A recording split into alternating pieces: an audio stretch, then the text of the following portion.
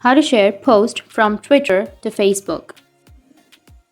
So if you want to share post from Twitter to Facebook, then what you need to do is first, if you have your Twitter or X application, you can probably open your X application.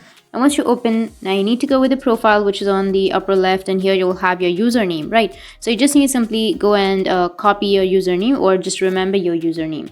Once you remember your username, now you need to open up your Facebook application. Go with the top right, which has that 3-bar icon, and tap on your profile.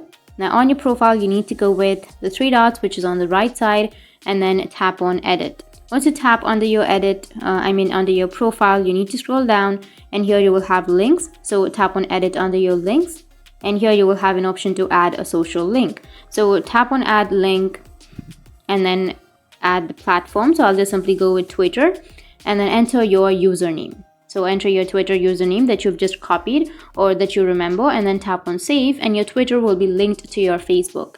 And after that, when you post something on your Twitter, then it will automatically upload it to your Facebook. So that's it. And if you have any questions, feel free to comment below. Thanks for watching.